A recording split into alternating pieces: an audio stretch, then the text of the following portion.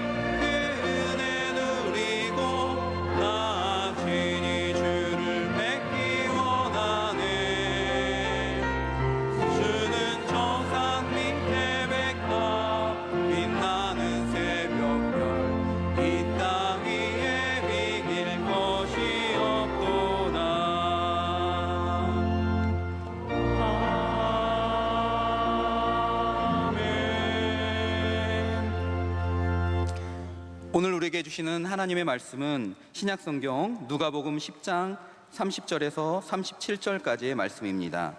신약성경 누가복음 10장 30절에서 37절까지의 말씀입니다. 이 말씀을 저와 여러분이 한 절씩 교독하시고 마지막 37절은 함께 읽겠습니다.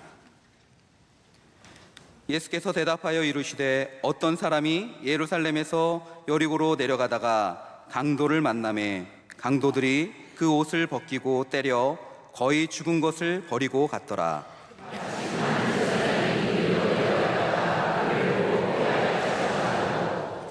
또 이와 같이 한 레위인도 그곳에 이르러 그를 보고 피하여 지나가되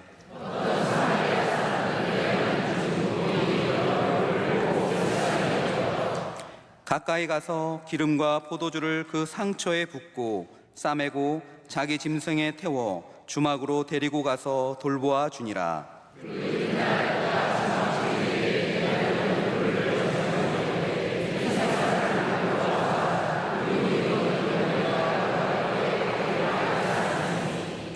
내 생각에는 이 세 사람 중에 누가 강도 만난 자의 이웃이 되겠느냐? 이르되 자비를 베푼 자니이다. 예수께서 이르시되 가서 너도 이와 같이 하라 하시니라. 아멘. 특순 시간입니다. 이 시간 실내 앙상블과 권사회 임원단의 특순에 이어서 교회 사랑하는 찬양대가 정성껏 준비한 찬양으로 하나님께 영광 올려 드리겠습니다.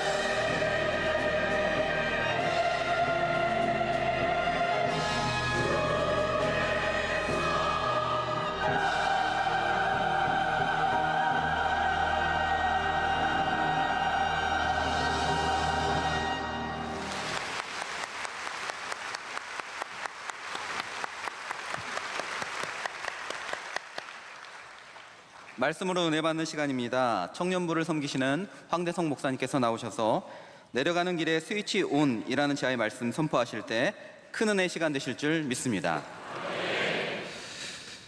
자, 오늘 보면 선한 사마리아인 비유 말씀은 워낙 유명한 내용의 말씀이죠. 한 사람이 강도를 당했는데 제사장과 레위인은 지나쳐갔고 사마리아인이 그 사람을 도와주었다. 다들 아시는 내용의 말씀입니다. 그런데 저는 누구나 다 아는 이 내용의 말씀을 종종 저를 다시 돌아볼 때 마음을 다잡기 위해서 이 말씀을 자주 묵상하는 편이기도 하고, 실제로 제가 청년대학부 예배 때도 이 본문으로 말씀을 전했었고, 또 2년 전에 새벽 2부 때도 이 말씀을 이 본문으로 전한 적이 있습니다. 그리고 유독 올해 여름에 다른 교회에서 다른 교회 청년부 수련회라든가 다른 교회들에서 저를 강사로 불러주신 적이 몇 번 있어서 다른 교회 갈 때도 제가 이 본문으로 말씀을 전했습니다. 그리고 반응이 좋았습니다. 믿으시기 바랍니다. 그래서 만약에 오늘 이 밤 여러분들의 반응이 좋지 않으면 그건 여러분들의 문제입니다. 지난 주일 설교 제목과 같이 그건 여러분들이 잔인한 사람이라서 생기는 문제입니다. 잔인한 사람이 되지 마시고 인자한 사람이 되어주셔서 오늘 이 밤 저와 여러분 함께 은혜 받는 시간 되시기를 축복합니다. 다시 한번 말씀드리지만 오늘 보면 선한 사마리아인 비유의 말씀 굉장히 유명한 말씀입니다. 그런데요, 예수님께서 이 비유를 말씀하시는 데에는 배경이 있습니다. 이유가 있습니다. 한 율법 교사가 예수님께 뭔가 질문을 했고 그 질문에 대한 답변으로 예수님께서 이 비유를 말씀하셨습니다. 30절 시작 자체가 이렇게 시작합니다. 예수께서 대답하여 이르시되, 대답이라는 것이죠. 실제로 오늘 우리가 30절부터 37절까지 읽었는데 조금 앞으로 가보니까 한 율법 교사가 예수님께 두 번에 걸쳐서 질문하고 있는 것을 우리가 발견하게 됩니다. 첫 번째 질문은 누가복음 10장 25절 말씀입니다. 우리 누가복음 10장 25절 말씀을 한번 화면에 띄워주시면 우리 함께 읽겠습니다. 시작. 어떤 율법 교사가 일어나 예수를 시험하여 이르되, 선생님, 내가 무엇을 하여야 영생을 얻으리이까? 아멘. 그의 질문은 내가 무엇을 하여야 영생을 얻으리이까? 어떻게 하면 영생을 얻습니까? 영생을 얻는 방법, 어떻게 하면 천국에 갈 수 있습니까? 구원에 대한 소망, 그런 질문입니다. 우리가 왜 교회를 다닙니까? 예수 믿고 천국 가려고 교회 다니는 줄 믿습니다. 우리가 왜 선교하고 전도합니까? 불과 한 달 전이죠. 7월 달에 우리 교회는 선교사 대회를 했습니다. 그리고 그 시기에 청년대학부는 또 해외 학예 단기 선교를 다녀왔습니다. 우리가 왜 선교하고 왜 전도합니까? 내가 믿는 예수님, 너희들도 믿고 함께 천국 갔으면 좋겠다, 이 마음으로 우리가 선교하고 전도하는 줄 믿습니다. 그렇게 봤을 때 천국에 대한 질문, 영생에 대한 질문, 어떻게 무엇을 하여야 영생을 얻습니까? 이 질문 자체는 아무런 문제가 없습니다. 문제는 이 질문을 던지고 있는 율법교사의 의도, 심보입니다. 25절에는 그가 예수를 시험하여 이 질문을 던졌다고 기록되어 있습니다. 시험했대요. 그의 이런 의도를 뻔히 알고 계신 예수님께서는 역으로 그에게 질문을 던지십니다. 26절 말씀입니다. 우리 26절 말씀 시작. 예수께서 이르시되, 율법에 무엇이라 기록되었으며 내가 어떻게 읽느냐? 율법교사니까 율법에 어떻게 기록되어 있고 너는 어떻게 읽느냐 물어보았습니다. 그랬더니 율법교사가 대답합니다. 27절입니다. 제가 읽겠습니다. 대답하여 이르되, 내 마음을 다하며 목숨을 다하며 힘을 다하며 뜻을 다하여 주 너의 하나님을 사랑하고 또한 내 이웃을 내 자신같이 사랑하라 하였나이다. 아멘. 자기가 볼 때 영생을 얻기 위해서는 두 가지를 잘해야 될 것 같습니다. 하나님 사랑, 그리고 이웃 사랑. 대답을 잘했죠. 그래서 예수님께서도 칭찬을 해주십니다. 28절입니다. 우리 누가복음 10장 28절 우리 함께 읽겠습니다. 예수께서 이르시되, 아멘. 대충 봐도 칭찬이죠. 바로 여기서 그의 두 번째 질문이 나옵니다. 29절입니다. 제가 읽겠습니다. 그 사람이 자기를 옳게 보이려고 예수께 여짜오되, 그러면 내 이웃이 누구니까? 자, 첫 번째 질문, 내가 무엇을 하여야 영생을 얻으리까? 그 의도는 예수를 시험하여 물었습니다. 두 번째 질문, 내 이웃이 누구니까? 이 질문의 의도는 자기를 옳게 보이려고 질문을 하고 있습니다. 그러니까 지금 이 율법교사 이 사람은 예수님을 평가하기 위해서 또 평가받으려고 질문을 던지고 있습니다. 평가는 두 가지 측면이 있죠. 하나는 내가 다른 누군가를 평가하는 것이고, 다른 하나는 다른 누군가가 나를 평가하는 것입니다. 우리는 항상 누군가를 평가하기도 하고 동시에 누군가로부터 평가를 받으면서 살아갑니다. 율법교사도 그랬습니다.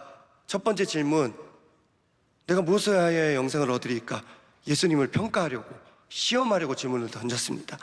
두 번째 질문, 내 이웃이 누구니까? 이 질문은 옳게 여김받기 위해서, 좋은 평가를 받기 위해서 질문을 던졌습니다. 가만히 보면 매사에 시험하는 사람들이 있습니다. 남을 평가만 하는 사람들이 있습니다. 그런데 어쩌면 정작 그 사람이 시험 들었을 가능성이 큽니다. 한번 생각해 봅시다. 식당에 가서 음식을 주문합니다. 김치찌개 하나요. 김치찌개가 나옵니다. 그럼 맛있게 먹으면 됩니다. 그런데 이렇게 질문하는 것이죠. 이 김치 어느 나라 거예요? 당신 손은 씻고 음식 만든 거죠? 몇 도씨에 김치를 넣었나요? 바로 끓였나요? 볶아서 넣었나요? 당신 조리사 자격증은 있습니까? 이렇게 질문하고 시험하고 평가하는 사람이 있으면 그 사람이 시험 든 것입니다. 그런가 하면 매사에 옳게 여김받기 위해서 살아가는 사람이 있습니다. 남들이 보는 자리에서는 선하게 살고 옳게 여김받으려고 노력하면서 남들이 보지 않는 자리에서는 엉망으로 사는 사람들이 있습니다. 예수님께서는 그런 사람들을 향해서 외식하는 자들이라고 분명히 경고하셨습니다. 어쩌면 이 시간 또 평가의 자리이지 않습니까? 여러분들 지금 제가 어떻게 성일교하는지 두 눈 뜨고 보고 계시잖아요.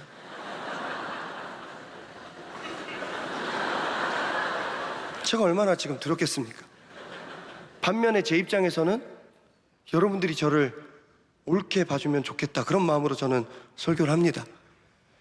여러분, 좋게 평가하고 옳게 여김받고 중요하지만 이 시간 은혜 받으라고 우리에게 허락해 주신 하나님의 선물 같은 시간인 줄 믿습니다. 저도 은혜에 집중하고 여러분들도 은혜에 집중하는 시간이 되기를 바랍니다. 자, 그렇다면 오늘 본문에서 주고받은 질문들이 있죠. 한번 제대로 살펴보겠습니다. 무엇을 하여야 영생을 얻을 수 있겠습니까? 그리고 우리의 이웃은 누구입니까? 우리가 어떻게 살아야 예수님께서 우리를 옳게 봐주실까요? 이런 질문들에 대한 답변이 선한 사마리아인 비유의 말씀입니다. 한 사람이 예루살렘에서 여리고로 내려가고 있었습니다. 예루살렘에서 여리고로 내려가고 있었습니다. 근데 분명 지도를 보면 예루살렘이 여기 있으면 여리고가 여기 있습니다. 정확하게 말하면 예루살렘에서 여리고로 올라간다는 표현이 맞습니다. 그런데 예루살렘이 고산지대에 있고 또 거기에 하나님께 예배하는 성전이 있기 때문에 항상 성경에는 예루살렘에서 어디론가 갈 때는 내려가고 다른 곳에서 예루살렘으로 갈 때는 올라간다, 그렇게 표현합니다. 아무튼 한 사람이 예루살렘에서 여리고로 내려가다가 강도를 만납니다. 그리고 가진 것을 다 빼앗긴 채로 버려지게 됩니다. 우리 30절 말씀 우리 함께 읽겠습니다. 시작. 예수께서 대답하여 이르시되 어떤 사람이 예루살렘에서 여리고로 내려가다가 강도를 만나매 강도들이 그 옷을 벗기고 때려 거의 죽은 것을 버리고 갔더라. 아멘. 여기서 볼 때 거의 죽은이라는 표현이 나옵니다. 사람들 눈에 볼 때는 시체로 보였을 수도 있겠다, 그렇게 우리가 추측할 수 있습니다. 그리고 그 사람을 보고 제사장과 레위인도 그 길로 내려가다가 그냥 지나치고 모른 척하고 자기 갈 길을 갑니다. 30절에서 묘사되는 이 안타까운 상황은 지금도 우리 주변에서 비일비재하게 일어납니다. 제가 한 9년 전에 서울시청역 인근에 있는 교회에서 부목사로 사역한 적이 있습니다. 그때 제가 서울역, 시청역 인근에 있었기 때문에 길거리에 노숙자들을 정말 많이 봤습니다. 근데 여름이면 길에서 주무셔도 돌아가시지는 않습니다. 근데 겨울에는 그러다가 돌아가시는 분들 시신을 경찰이 수습하는 광경을 제가 여러 봤습니다. 너무 날씨가 추우면 몰래 교회에 들어오셔서 주무시는 경우도 있습니다. 그럼 제가 제일 먼저 출근해서 그런 분들 발견하면 제가 뭘 했냐면 깨워서 내쫓거나 반응이 없으면 경찰을 불러서 내쫓았습니다. 제가 했던 일이 뭐냐면 지나치는 것입니다. 책임지지 않는 것입니다. 그분들이 거기 있으면 어떻게 권사님들이 계단으로 본당에 올라갑니까? 예배 드려야 되잖아요. 제가 했던 일 버리는 것이었습니다. 그런가 하면 요즘 제가 사는 사택이 암사동에 있는데 골목 안에 있습니다. 골목길 가다 보면 중고등학생이 교복을 입고 담배를 피는 경우가 있습니다. 근데 또 되게 맛있게 펴요.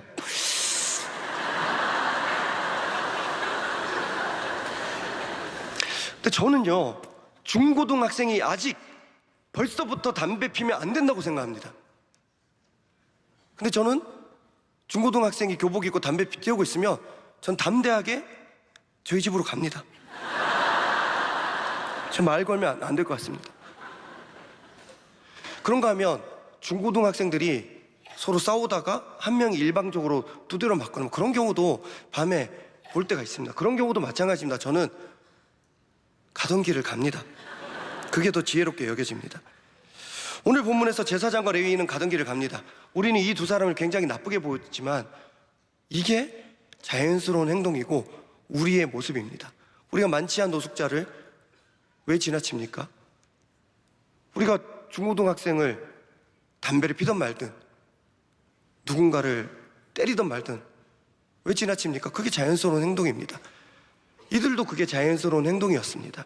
그런데 안타깝게도 당시 사람들이 정말 천하게 여겼던, 이단으로 생각했던, 그들에게는 영생과 구원이 없다고 생각했던 사마리아 사람이 그 사람을 그냥 지나치지 않고 선행을 베풉니다.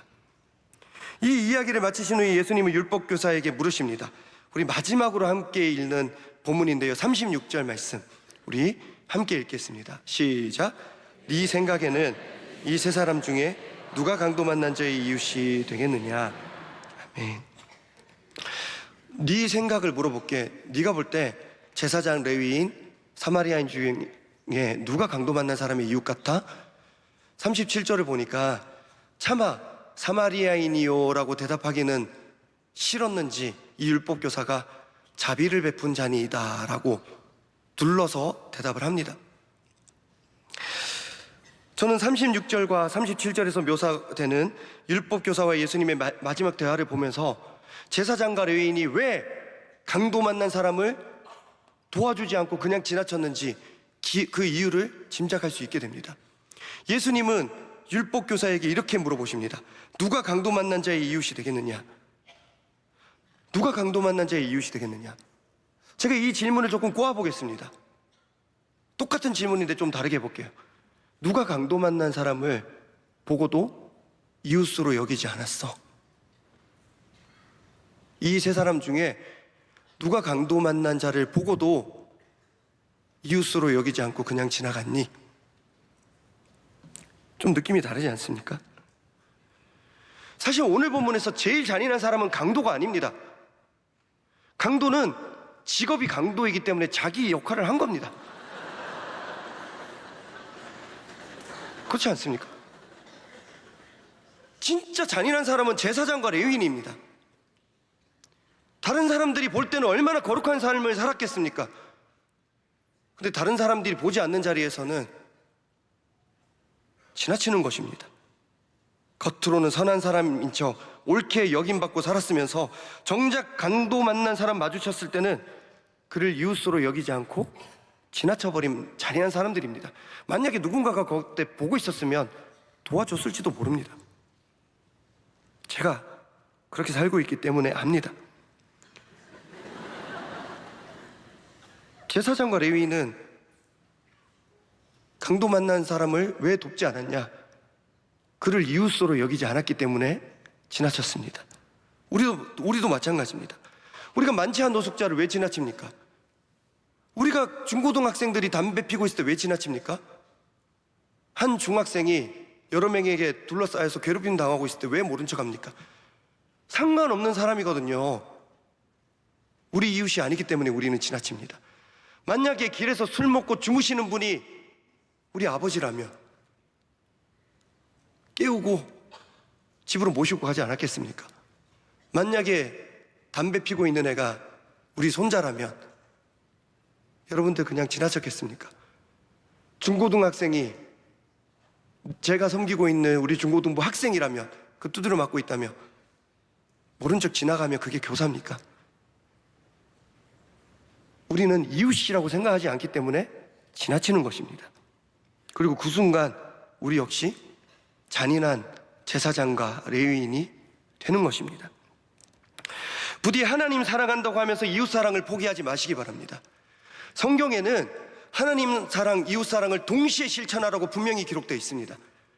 옳게 여김받기 위해서 이웃을 사랑하지도 마시기 바랍니다. 사랑할 수 있는 사람만 사랑하다 보면 내 이웃의 지경이 날마다 점점 더 좁아지게 될 것입니다. 율법 교사는 예수님께 옳게 여김받기 위해서 내 이웃이 누구냐 묻습니다. 이웃 사랑에 관한 질문을 하면서도 그는 자기가 옳게 여김받는 것이 더 중요했습니다. 그리고 다른 누군가의 이웃이 되는 것보다 내 이웃이 누군지 아는 것이 더 궁금했습니다. 이런 그에게 예수님께서는 물어보십니다. 누가 강도 만난 자의 이웃이야? 네 이웃이 누가 되는지가 중요한 게 아니야. 강도 만난 사람이 있으면 그 사람의 이웃이 누군지가 나에게는 더 중요해. 율법 교사가 예수님께 던진 이 질문을 스스로에게 던져보시기 바랍니다. 여러분은 어떤 사람까지가 여러분의 이웃입니까? 어떤 사람까지 사랑하고 계십니까? 혹시 옳게 여김받기 위해서 이웃을 구별한 적은 없으십니까? 예수님은 오늘 이 비유를 통해서 우리에게 가르쳐 주십니다. 이웃이 누구냐? 하나님과 나를 제외한 모든 사람이 하나님께서 우리에게 허락해 주신 이웃인 줄로 믿습니다. 예수님께서는 실제로 우리 모두의 이웃이 되시기 위해서 이 땅에 내려오셨습니다. 우리 모두에게 영생을 선물하시기 위해서 십자가를 지신 줄 믿습니다.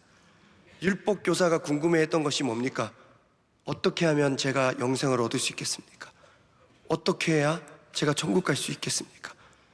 예수님께서는 우리 모두에게 값없이 영생을, 천국을 선물로 주시기 위해서 이 땅에 내려오셔서 우리의 이웃이 되신 줄 믿습니다. 예수님의 이 이웃 사랑을 닮아서 우리도 날마다 이웃의 지경이 넓어져가는 그런 선한 명성교회 성도들 되시기를 축복합니다.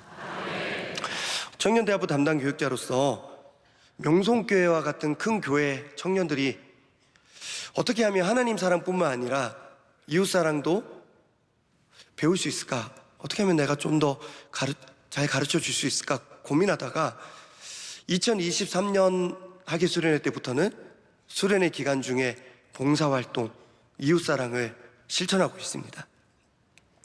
동계 수련회는 새롭게 이제 세워진 리더, 팀, 그 안에서 우리끼리 가까워지고 또 하나님 사랑에 집중하더라도 학예 수련회는 하루는 우리가 이웃사랑 실천하자, 그렇게 하고 있습니다. 근데 이게 말이 쉽지 굉장히 큰 결단입니다. 2박 3일 수련회 기간 중에 하루를 봉사활동에 쓴다는 것이, 그것도 매년 이것을 유지한다는 것이 쉬운 일이 아닙니다. 예산도 많이 듭니다. 그런데 담임 목사님께서 좋게 보시고 허락해 주셔서 2023년, 2024년 그리고 올해까지 우리 청년대학부 학예수련회는 이웃사랑을 실천하고 있습니다. 시골교회 허물어져가는 교회 가서 벽화를 그려드리고 도배, 장판, 페인트칠 해드리고 독거노인 집에 댁에 가서 같이 식사하고 오래된 전등 갈아드리고 올해도 고아원, 양로원 가서 그들과 함께 시간을 보내고 밭일 해드리고 잡초 다 제거하고 그렇게 했습니다. 자, 그런데 제가 이거 2년 전 새벽기도회 때도 이 에피소드를 얘기를 했는데 제가 보니까 새벽기도 때 안 나오시는 분들도 계시고 뭐 잊은 줄 믿고 제가 얘기를 하겠습니다. 재작년 2024년 학예수련회 다 마치고 폐회 예배 설교를 앞두고 제가 한 가지 이벤트를 준비했습니다. 폐회 예배 설교를 어떤 걸로 할까 제가 고민하다가 1시간 정도 저를 좀 예쁘게 꾸몄습니다. 제 온몸에 흙을 바르고 제 몸에 피가 난 것처럼 흉터를 그리고 모자를 뒤집어 쓰고 깡통을 하나 마련하고 맨발로 그렇게 1시간 동안 분장하고 예배 시간 닥쳐서 가면 청년들이 저인 줄 알 수도 있으니까 그 땡볕에 예배 시작 1시간 40분 전에 가서 원주 수양관 본당 입구에 깡통을 하나 놓고 앉아 있었습니다. 1시간 40분 동안. 그래서 1시간을 분장을 했죠. 1시간 40분을 거기 있었으니까 설교는 다 까먹고 올라갔죠. 아무튼 2박 3일 동안 이웃사랑 주제로 설교를 실컷 들었고 봉사활동 열심히 했으니까 저는 기대를 했습니다. 마지막 예배 앞두고 본당에 들어가면서 우리 청년들이 좀 도와주겠지. 그런데 한 5명이 도와줬습니다. 그리고 수백 명의 청년들이 그냥 지나갔습니다. 처음에는 들키면 어떡하지 조마조마했었는데 그 상황을 겪으면서 참 외롭고 비참한 감정이 들었습니다. 저도 제가 그런 감정을 느끼게 될 줄은 몰랐습니다. 수련회 내내 제가 지나가면 청년들이 저기 황대성 목사님 아니야? 목사님 우리 팀이랑 사진 찍어주세요. 우리 팀 새 가족이에요. 한번 인사해 주세요. 왜냐면 우리 교회가 굉장히 크니까 청년대학부도 굉장히 큰 공동체거든요. 그러니까 평상시에 제가 청년들과 그렇게 마주할 기회가 별로 없으니까 수련회 때 가까이 있으면 청년들이 다가와 줍니다. 저도 다가가고. 그런데 청년대학부 담당 교육자인 저는 그들의 이웃으로 여겨졌으나 거지 복장의 저는 그들의 이웃으로 인정받지 못했습니다. 공식적인 수련회 행사로는 정말 열심히 봉사하며 이웃사랑을 실천했던 그들이었는데 안타깝게도 모든 일정 마치고 집으로 돌아가는 길, 내려가는 길에서는 더 이상 이웃사랑을 실천하지 않는 그들의 모습을 저는 볼 수 있었습니다. 올해 청년대학부 학예수련회 수련회 주제가 스위치 온이었습니다. 그래서 오늘 설교 제목에도 스위치 온 이 표현을 넣었는데 수련회를 마무리하고 정리하는 시간에는 이웃사랑 스위치가 다 꺼져버린 청년들의 모습을 제가 확인할 수 있었습니다. 보안 유지를 위해서 교육자들에게도 이 상황을 알리지 않고 제가 혼자 몰래 준비했기 때문에 교육자들도 설교 시간에 제가 나타나지 않자 원주 일대를 뒤졌습니다. 그리고 제가 조금 텀을 두고 뚜벅뚜벅 걸어 나가니까 그제서야 상황을 파악했던 수많은 청년들은 황대성 목사님이셨어? 그때부터 글썽글썽 저희 설교를 듣고 그랬던 것이 기억이 납니다. 저에게도 참 기억에 남는 설교의 시간입니다. 아무튼 그날 보니까 한 15,000원 들어있었는데 저는 확신합니다. 그게 교회에 헌금한 것이 아니라 저에게 준 것이기 때문에 저는 스타벅스 갔습니다. 제가요 오늘 설교 도중에 은연중에 자주 언급하고 있는 표현이 있습니다. 내려가는 길입니다. 자, 오늘 본문은 이들이 예루살렘에서 여리고로 내려가고 있다라고 말하고 있습니다. 30절을 보면 이 사람이 예루살렘에서 여리고로 내려가다가 강도를 만났다 그렇게 표현하고 있고 31절에도 보면 한 제사장이 그 길로 내려가다가라고 되어 있습니다. 무슨 말입니까? 그들은 예루살렘으로 올라가는 길이 아니었습니다. 예배를 드리러 올라가는 길이 아니었습니다. 예배 다 드리고 각자의 삶의 자리로 내려가는 길이었습니다. 그리고 내려가는 길에서 한 사람은 강도를 당했고 제사장과 레위인은 그 강도 만난 사람을 보고도 이웃으로 여기지 않고 지나쳐 버렸습니다. 이 비유를 통해서 우리 주님께서는 우리에게 당부하십니다. 너희들 예루살렘에서만 사랑을 전하지 마. 교회에서만 사랑하지 마. 네가 아는 사람만 이웃으로 여기지 마. 예배 다 마치고 내려가는 길에서도 이웃 사랑을 실천해 주면 좋겠어. 부탁이야. 예배 다 끝나고 내려가는 길에서도 사랑의 스위치가 켜져 있어야 함을 예수님께서는 이 비유를 통해서 우리에게 알려주고 계십니다. 그래서 제가 설교 제목을 내려가는 길에서 스위치 온 그렇게 잡았습니다. 오늘도 예배를 마치면 다들 각자의 삶의 자리로 내려가시게 될 것입니다. 바라기는 저와 여러분의 내려가는 길이 잔인한 사람의 길이 되는 것이 아니라 사랑의 길이 되어야 할 줄로 믿습니다. 내려가는 길에서도 하나님 사랑, 이웃 사랑의 스위치가 켜져 있어서 오늘 내려가는 길에서도 이웃 지경이 넓어지는 저와 여러분 되시기를 축복합니다. 우리가 얼마나 예수님과 가까워지는 내려가는 길에서 의외로 결정이 됩니다. 우리가 어디까지 내려갈 수 있고 또 내려가는 길에서 어떤 삶을 사는지를 분명히 예수님께서는 보십니다. 그리고 평가하십니다. 저 사람이 옳은지 옳지 않은지. 예수님께서 옳다고 여기셨던 선한 사마리아인처럼 옳다고 여김받는 선한 명성교회 성도들 되어야 할 줄로 믿습니다. 이제 말씀을 정리하고자 합니다. 사실 저는 오늘 이 설교를 목사님께서 저에게 왜 맡기셨는지 잘 이해가 되지 않습니다. 당장 사임을 하는 것도 아니고, 왜냐면 저 내일도 출근하거든요. 그럼 내일 새벽기도 제가 안 나오면 당장 뭐 기도부에서는 저 결석이라고 보고할 텐데, 저 내일도 출근하고 토요일 날 예배도 드릴 것이고 전 몇 달 계속 저는 있을 겁니다.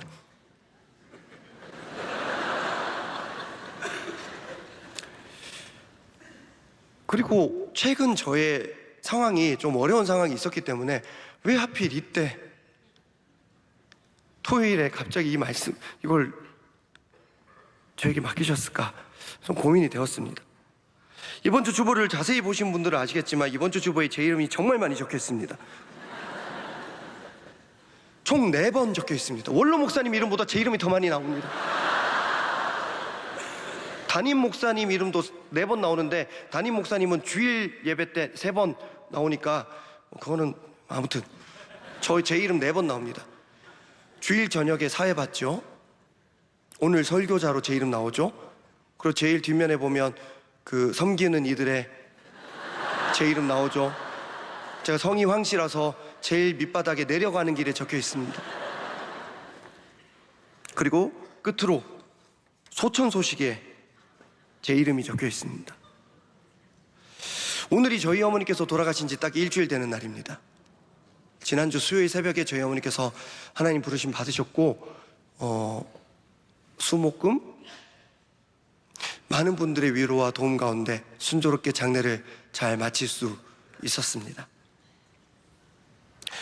그리고 마지막 날 금요일 발인하고 화장하고 납골당에 유골함을 안치하고 이제 집으로 돌아와서 저의 솔직한 심정은 저의 모든 스위치를 끄고 싶었습니다.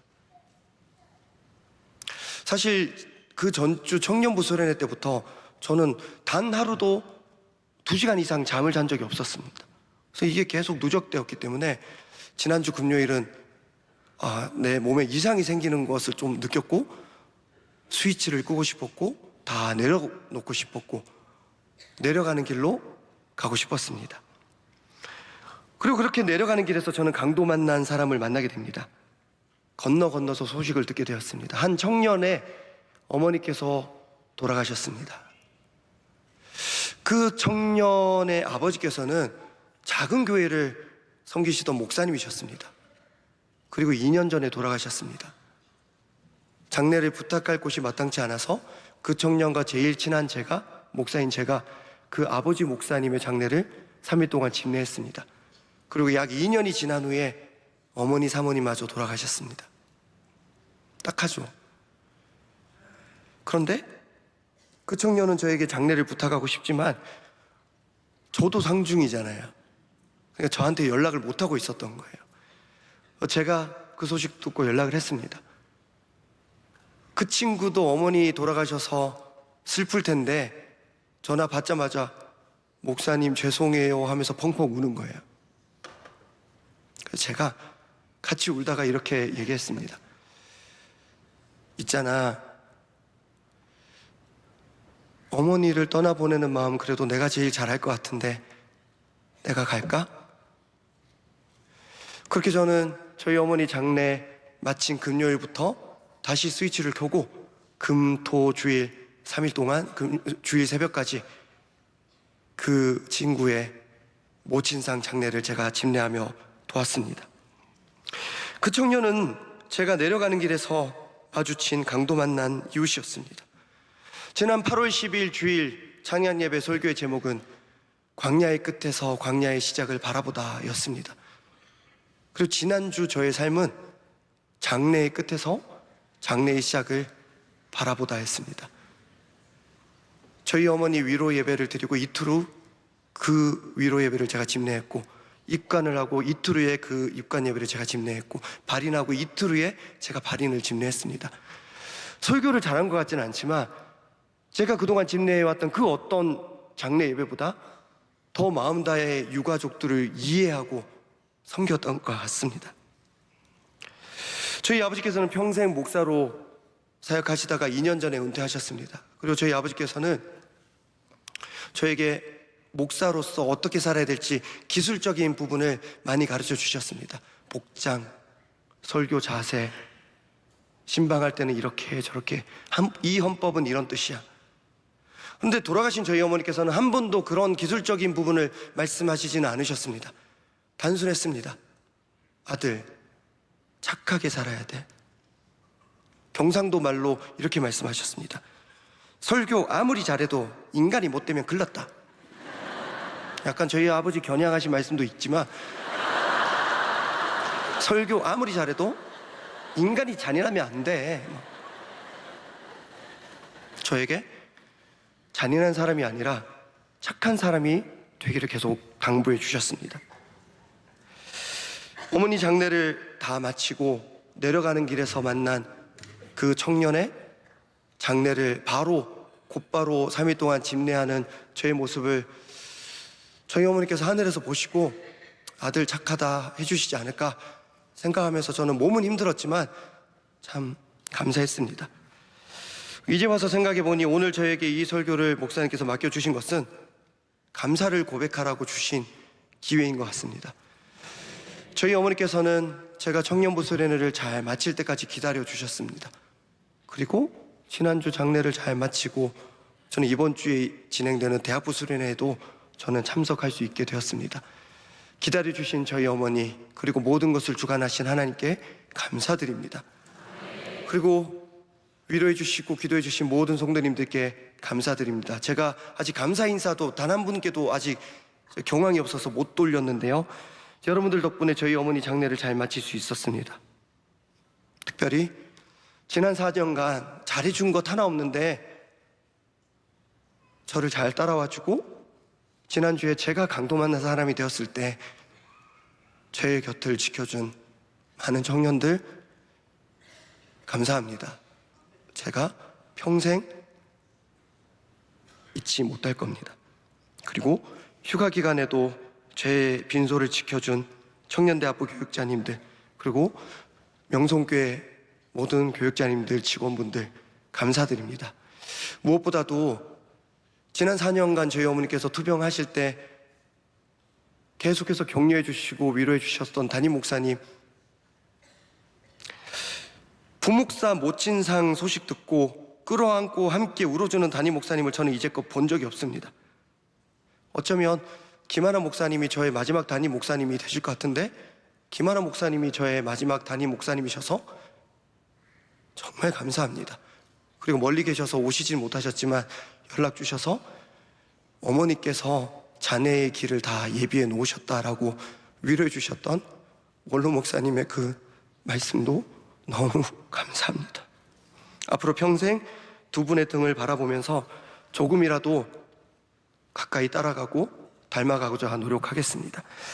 이제 저희 어머니 이 땅에서의 내려가는 길은 다 마쳤습니다. 그런데 스위치가 꺼진 것이 아니라 하늘 가는 밝은 길의 스위치가 켜진 줄 믿습니다.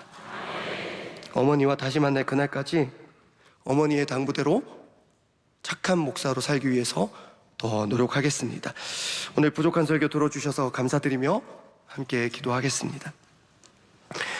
살아계신 하나님, 오늘 부족한 사람이 경황이 없는 가운데 말씀을 전했습니다. 하나님 사랑하는 주의 백성들이 올라가는 길뿐 아니라 내려가는 길에서도 주님의 사랑을 전하는 삶 살도록 인도하여 주시옵소서. 내 이웃 잘 찾는 것도 좋지만 강도 만난 자의 이웃이 기꺼이 되어주는 선한 명성교회 성도들 다 되게 하여 주시옵소서. 진행되고 있는 대학부 수련회 가운데 은혜를 더하여 주시고 청년들의 인생에 불이 켜지는 스위치 온의 은혜가 있게 하여 주시옵소서. 바쁘신 중에 수련회에서 말씀 전하시는 담임 목사님 붙들어 주시고 목사님의 모든 목회 여정 가운데 항상 동행하여 주시옵소서.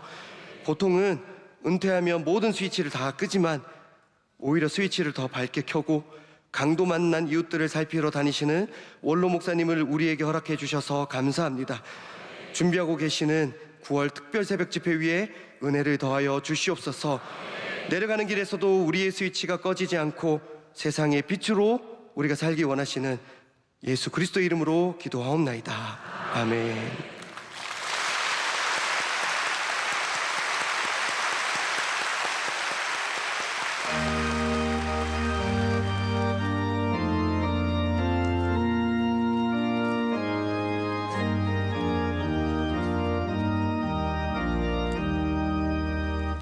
내 마음과 정성을 다하여서 주 너의 하나님을 사랑하라. 내 몸을 아끼고 사랑하는 형제와 이웃을 사랑하라. 주께서 우리에게 명하시니 그 명령 따라서 살아가리. 나 항상 주님을 멀리하고 형제를 사랑하지 못하였다. 이러한 죄인을 사랑하사 주께서 몸버려 죽으셨다. 속죄의 큰 사랑 받은 이모 내 생명 다 바쳐 충성하리.